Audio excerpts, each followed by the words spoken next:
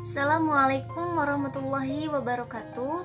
Perkenalkan, nama saya Dida Nur Hidayah, NIM 11820200058, kelas PAI 5B.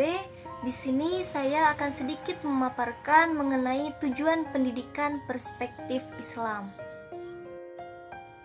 Baik, materi yang pertama adalah pengertian dari tujuan pendidikan. Apa sih tujuan pendidikan itu gitu?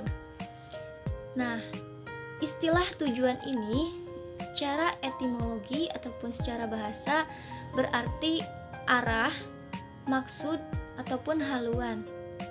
Sedangkan secara terminologi menurut Zakiyah Derajat, tujuan merupakan suatu yang diharapkan tercapai setelah suatu usaha ataupun kegiatan selesai dilaksanakan.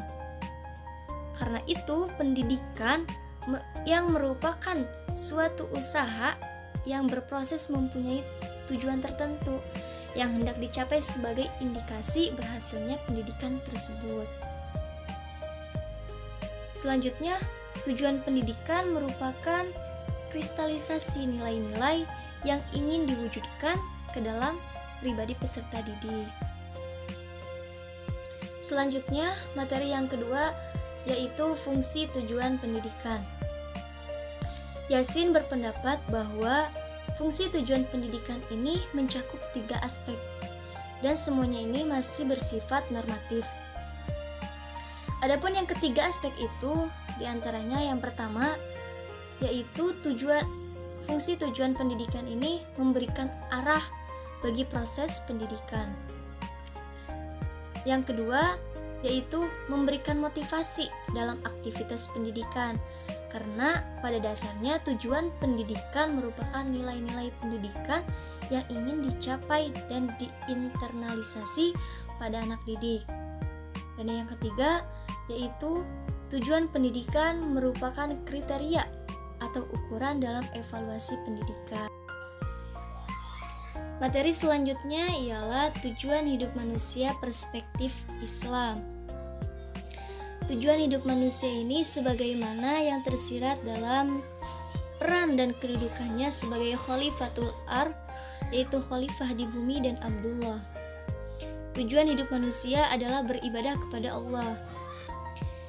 Dalam Quran Surat Al-Bayyinah ayat 5 dijelaskan bahwa tujuan hidup manusia ini adalah beribadah kepada Allah, taat kepada Allah, melaksanakan perintah Allah dan menjauhi larangan Allah. Maksud ibadah di sini ini mencakup aspek luas, tidak hanya yang tercantum dalam rukun Islam yang 5, namun luas, mencakup amal, pikiran, perasaan yang disandarkan kepada Allah itu adalah termasuk ibadah. Ibadah juga mencakup aspek kehidupan serta segala yang dilakukan manusia, baik perasaan, baik perkataan, pemikiran yang disandarkan kepada Allah itu termasuk ibadah. Dalam hadis Rasulullah SAW, innamal a'malu binniyah, segala sesuatu itu tergantung pada niatnya. Apabila kita melakukan sesuatu dan diniatkan untuk beribadah kepada Allah, itu akan dinilai ibadah. Seperti itu. Tujuan dan hakikat manusia di dunia ini dilihat dari tujuan dan hakikat pendidikan Islam. Sangat relevan.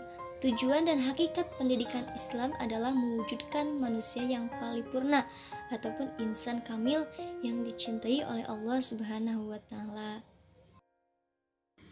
Baik, materi selanjutnya adalah ciri-ciri manusia ideal perspektif Islam. Ada 3. Yang pertama adalah jasmaninya sehat serta kuat. Jika dilihat dalam penegakan agama Islam, dalam penyebaran agama Islam, itu sangat banyak sekali tantangan dan rintangannya. Oleh karena itu, kesehatan dan kekuatan jasmani ini sangat penting dalam penyebaran agama Islam. Kesehatan serta kekuatan jasmani juga berkaitan dengan kemampuan menguasai filsafat, kemampuan menguasai sains, dan pengelolaan alam. Jadi wajar saja jika kesehatan dan kekuatan jasmani ini termasuk ke dalam ciri-ciri manusia yang ideal gitu. Ciri-ciri yang kedua itu adalah akalnya cerdas serta pandai. Kenapa sih akal cerdas serta pandai ini termasuk ke dalam ciri-ciri manusia ideal? Karena ajaran Islam tersendiri menginginkan pemeluknya itu memiliki akal yang cerdas serta pandai gitu. Cerdas di sini ditandai dengan bagaimana seseorang mampu memecahkan masalah, mampu menyelesaikan masalah secara cepat dan tepat. Sedangkan pandai ditandai dengan bagaimana seseorang memiliki ataupun mampu menguasai pengetahuan-pengetahuan dan informasi-informasi. Seperti itu. Yang ketiga adalah rohani yang berkualitas tinggi. Rohani ini adalah aspek manusia selain jasmani dan akal. Rohani menurut pendidikan Islam disebut juga dengan kalbu. Kalbu yang berkualitas tinggi adalah kalbu yang penuh dengan ketakwaan kepada Allah, kalbu yang penuh dengan keimanan. Selanjutnya, materi selanjutnya adalah rumusan tujuan akhir pendidikan menurut Islam. Konferensi pertama tentang pendidikan Islami tahun 1997 berkesimpulan bahwa tujuan akhir pendidikan Islami adalah manusia yang menyerahkan diri kepada Allah Subhanahu wa taala. Dapat dilihat bahwa para ahli pendidikan Islami sepakat bahwa tujuan akhir dari pendidikan Islami adalah manusia yang baik. Itu manusia yang beribadah kepada Allah Subhanahu wa taala. Menurut Al-Syaibani, tujuan pendidikan ini terbagi menjadi 3 bagian. Yang pertama, tujuan yang berkaitan dengan individu, yang kedua, tujuan yang berkaitan dengan masyarakat, dan yang ketiga adalah tujuan profesional. Selanjutnya, menurut Al-Ainaini, tujuan itu dibagi menjadi 2, ada tujuan umum dan ada tujuan khusus. Tujuan pendidikan yang bersumber dari Al-Quran dan Sunnah. Yang pertama, ada manusia mengetahui kepada penciptanya dan membangun hubungan di antara keduanya atas dasar ketuhanan dan kehambaan makhluk. Ketentuan ini terdapat dalam Quran Surat Al-Anbiya ayat 25 dan Quran Surat Az-Zariyat ayat 56. Tujuannya adalah agar setiap aktivitas manusia itu selalu disandarkan kepada Allah, agar selalu diniatkan sebagai ibadah kepada Allah. Selanjutnya, poin yang kedua yaitu mengembangkan perilaku manusia agar mengubah berbagai orientasi hidupnya agar sesuai dengan tujuan Islam. Terdapat dalam Quran Surat Al-A'la ayat 14 sampai 16. Selanjutnya, melatih manusia agar menghadapi berbagai kebutuhan hidup yang bersifat material. Ketentuan ini terdapat dalam Quran Surat Al-Mulk ayat 15. Selanjutnya,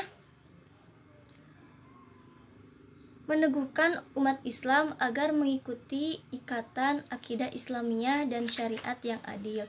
Nah, ketentuan ini terdapat dalam Quran Surat Al-Anfal ayat 72 sampai 74. Selanjutnya, mengarahkan orang-orang muslim untuk memikul menyebarkan risalah ajaran Islam kepada dunia. Selanjutnya, menanamkan iman ke dalam hati dengan persatuan manusia dan persamaan derajat manusia. Mungkin sekian yang dapat saya sampaikan. Mohon maaf apabila banyak kekurangan dan kesalahan. Wabillahi taufiq wal hidayah. Wassalamualaikum warahmatullahi wabarakatuh.